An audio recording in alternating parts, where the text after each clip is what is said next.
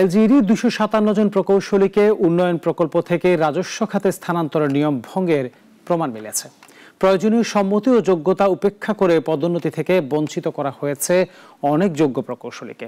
তদন্তে উঠে এসেছে এমন তথ্য।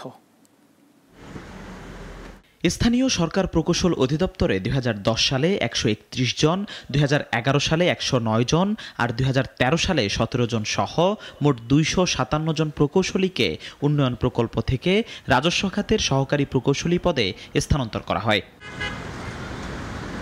তবে এলজিইডির স্থানান্তর এই প্রক্রিয়ায় নেওয়া হয়নি অর্থ বিভাগ ও জনপ্রশাসন মন্ত্রণালয়ের সম্মতি, এমনকি ছিল না বাধ্যতামূলক সরকারি কর্ম কমিশনের সুপারিশও। এর আগে ২০০৪ সালে একই পদে ৯৫ জন প্রকৌশলীকে মন্ত্রণালয়ের মতামত ও পিএসসির সুপারিশ নিয়ে নিয়মিত করা হয়েছিল। আদালতের রায়ে বলা হলেও ওই ২৫৭ জনের ক্ষেত্রে সেই প্রক্রিয়া মানা হয়নি। ফলে তাদের জ্যেষ্ঠতা গণনা, সপ্তম গ্রেডে সিলেকশন গ্রেড বা ষষ্ঠ গ্রেডে পদোন্নতি কিছুই আইনসম্মত হয়নি। জনপ্রশাসন মন্ত্রণালয়ের তদন্তে উঠে এসেছে অনেকের ছিল না চাকরির ধারাবাহিকতা, এমনকি নির্ধারিত শিক্ষাগত যোগ্যতাও। তবুও তারা এখন এলজিইডির গুরুত্বপূর্ণ পদে আসেন।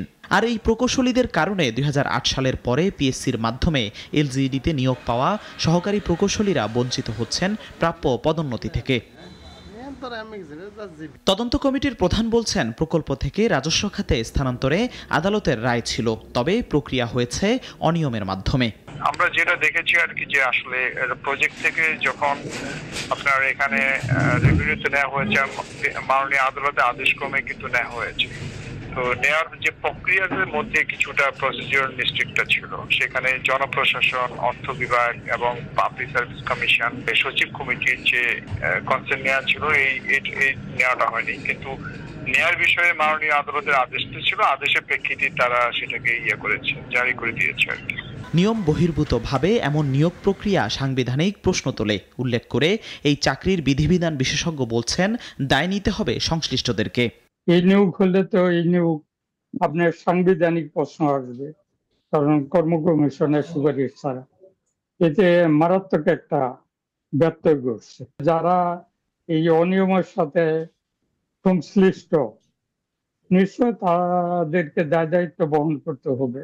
এমন পরিস্থিতিতে মামলার শুনানি চলাকালে শুরু হয় আরও এক ধাপ পদোন্নতির উদ্যোগ।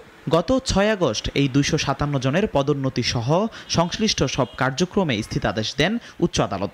তদন্ত কমিটি বলছে, অবৈধ নিয়মিতকরণ ও পদোন্নতির এই ধারা থামাতে এখনই দরকার আইনগত প্রক্রিয়া মেনে ব্যবস্থা নেয়া। জিহাদুল ইসলাম, নাগরিক, ঢাকা।